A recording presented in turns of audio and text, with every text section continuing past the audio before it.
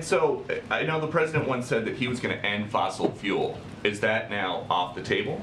No, we are going to continue to move forward with our clean energy proposal, our climate change proposal. Is that the priority? Here, climate change over gas prices? No, that's not what we're saying. We're saying that I'm answering the question. Is his priority lowering gas prices, or is it addressing climate change? First of all, you can do both at the same time. What we're trying to deal with right now is how do we lower cost for American families. If things are going so great, though, then why is it the White House officials are trying to redefine recession? No, we're not redefining recession. If we all understand a recession to be 2 consecutive quarters of negative GDP growth in a row, and then you have White House officials come up here to say, no, that's not what a recession is.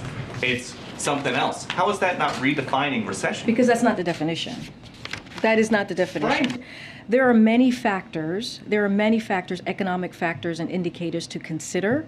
And I will say that the textbook definition of recession is not 2 negative quarters of GDP. We have a strong labor market. We have business that's investing. We have consumers that are also very much investing and purchasing. That is incredibly important. We have 3.6 unemployment. You do not see that in a pre-recession, and you do not see that in a recession. In 2009, the St. Louis Fed said, while the popular definition of recession is 2 consecutive quarters of negative real gross domestic product GDP growth, the NBER, which we have mentioned many times in this room, does not strictly abide by this designation. Instead, the committee broadly defines a recession as a significant decline in economic activity spreading across the economy, lasting more than a few months. NBER has been around since 1920. I'm going to move on. And here's the thing, Peter. If Republicans want to help us stop overdose and stop our kids getting overdosed because of these dangerous drugs, because of these fentanyl that we're seeing in the streets, we're happy to work with them, but they're not. I'm moving on. I'm moving on. 300 overdoses a day now. We know how the fentanyl is coming into the country. It's coming right across the southern border.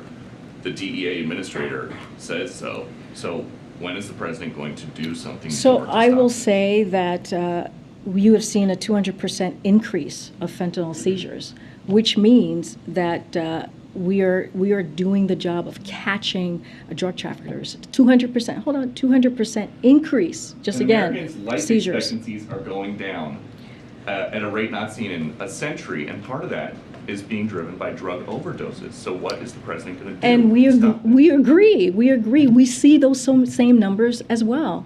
The fact that it's not just drug traffickers that we're dealing with as well. We're stopping financiers. This is what's happening with under this administration. It's not being stopped. 300 overdoses. This is being designed to target children. Drug cartels in Mexico want to kill American kids.